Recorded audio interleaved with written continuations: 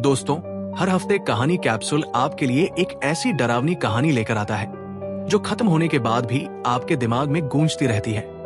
इसलिए अगर आपको रहस्यमय और खौफनाक कहानियां पसंद है तो चैनल को सब्सक्राइब करें और बेल आइकॉन जरूर दबाएं। ये कहानी है रवि नाम के एक आदमी की, जो आंध्र प्रदेश का रहने वाला 34 साल का हट्टा-कट्टा इंसान था और बड़े बड़े बिल्डरों के कहने पर गरीब लोगों के घरों पर जबरदस्ती कब्जा करने का काम करता था।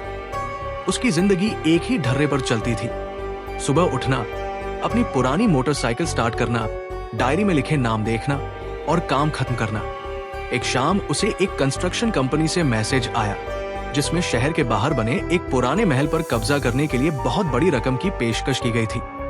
लेकिन जैसे ही रवि ने उस जगह का नाम पढ़ा, राजा साहब का महल, उसे शहर की पुरानी कहानियां याद आ गई कि उस महल के राजा की बहुत बेरहमी से हत्या हुई थी और आज भी उसकी आत्मा वहां भटकती है।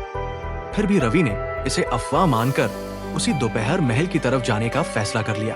जैसे जैसे शहर पीछे छूटता गया और जंगल घना होता गया, हवा भारी और अजीब लगने लगी। और जब रवि टूटा फूटा बेलों से जकड़ा हुआ लोहे का फाटक पार कर महल के सामने पहुंचा और मोटरसाइकिल बंद की, तो चारों तरफ ऐसी खामोशी छा गई जैसे पूरी दुनिया थम गई हो। महल के अंदर लंबी लंबी गलियां, ऊंची छतें और दीवारों पर लगी अधमिटी पेंटिंग्स थी जिनके चेहरों से आंखें खुरची हुई थी। और जब रवि ने आवाज लगाई तो उसकी गूंज धीमी और भारी होकर लौटी, बिल्कुल किसी और की आवाज जैसी। चक्कर आने पर वो राजा साहब के पुराने कमरे में जाकर लेट गया। लेकिन कुछ ही देर में जमीन के नीचे से आती एक भयानक चीख ने उसे जगा दिया।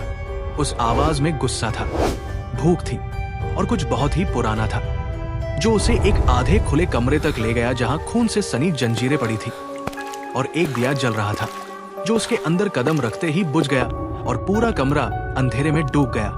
तभी उसके कान के पास किसी ने फुसफुसाकर कहा कि तू यहाँ कब्जा करने आया है, और अंधेरे से काले धुएं जैसी एक आकृति निकली जो एक भयानक तांत्रिक में बदल गई, जिसने बताया कि राजा साहब ने उसे काले तंत्र और बलि के कामों के कारण राज्य से निकाल दिया था और बदले में उसने राजा की हत्या कर दी थी।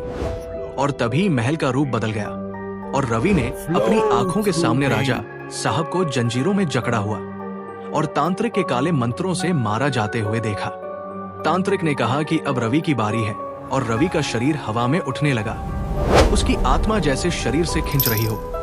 तभी राजा साहब की आत्मा प्रकट हुई, जो खून से सनी नहीं थी बल्कि दुख और न्याय से भरी थी, और उसने कहा कि इस महल में अब और खून नहीं बहेगा। ये कहते ही तांत्रिक चीखता हुआ अंधेरे में घुल गया और रवि जमीन पर गिर पड़ा। सुबह जब उसकी आंख खुली तो महल फिर से वैसा ही खंडहर था जैसा सालों से था। लेकिन रवि बिना पीछे देखे वहां से भाग गया और उसने उस बिल्डर के काम को हमेशा के लिए मना कर दिया।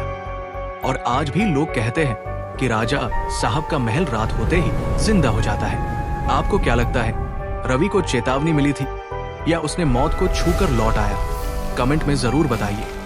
और ऐसी ही डरावनी कहानियों के लिए कहानी कैप्सूल को सब्सक्राइब करना मत भूलिए।